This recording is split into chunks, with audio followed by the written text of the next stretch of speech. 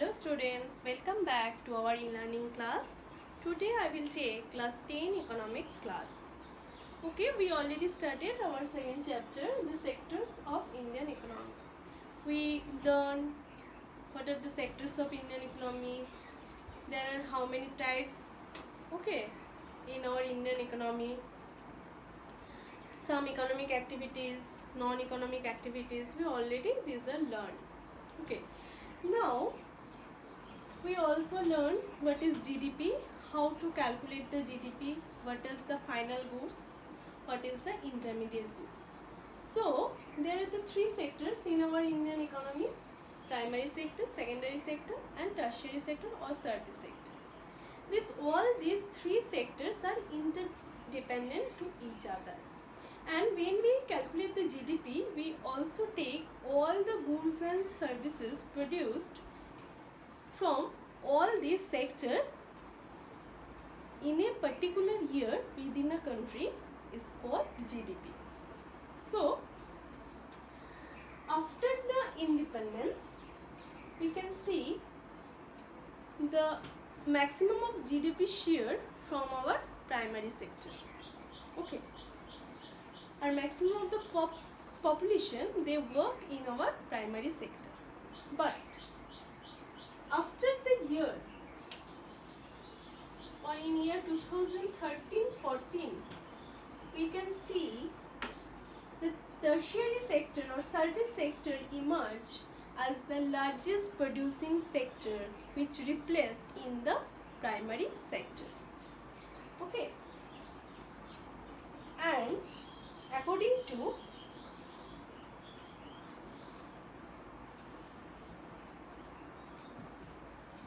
(2018-19) GDP share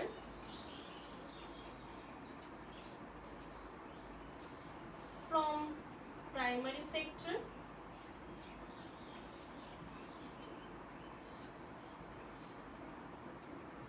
it was 17%,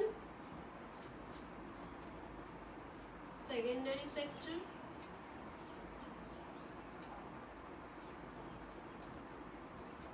29.6%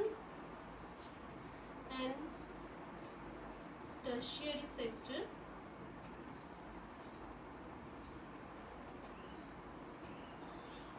it is 54.8%. Okay, so after this we can say tertiary sector is more important sector in nowadays. But why tertiary sector is more important than these two sectors? Because which are included in service sector? Hospitals, educational institutions, post and telegraphs, police station, courts, municipalities, defense, transport, bank, insurance, all are included in tertiary sector, which are very essential or very necessary for the people of any country. So that's why tertiary sector is more important. And also, not only for that, and also for the development of the primary sector and secondary sector, we also need the tertiary sector. Why? Because for the primary sector and tertiary sector, we need the transport, we need the storage. Okay, so for these we need the tertiary sector. And also when the income of the people rise, the people they demanding like eating out, shopping, private hospitals, tourism, which are also included in our service sector. That's why nowadays service sector is very important. That's why the GDP share from tertiary sector is more than the other two sectors. Okay. Now we see what are the employment from these sectors. Okay.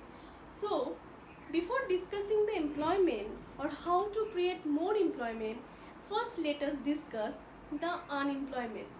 Okay. First, discuss two terms.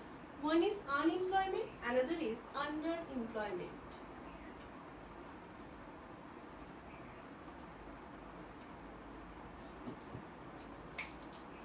So, first let us discuss underemployment. So, what is underemployment? Underemployment means the person who are not get suitable job for him or her. Okay. So, this is called the underemployment. That means the person who not get the satisfactory job. This is called, this situation we can say the underemployment. And what is the term unemployment?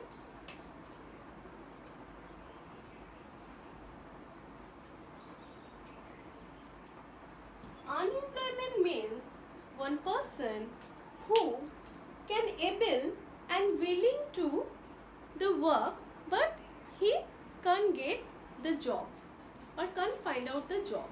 This term we can say this situation we can say the unemployment.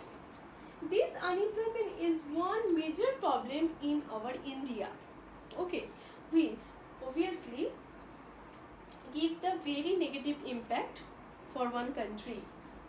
So there are, in India, there are two types of unemployment. One is rural unemployment.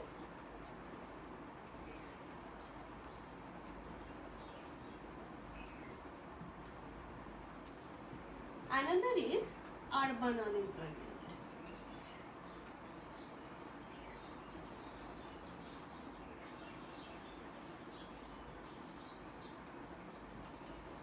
So, in rural area we can see different type of unemployment.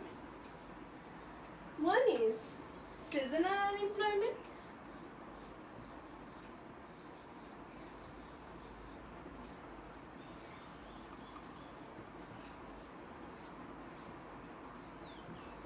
Another is disguised unemployment.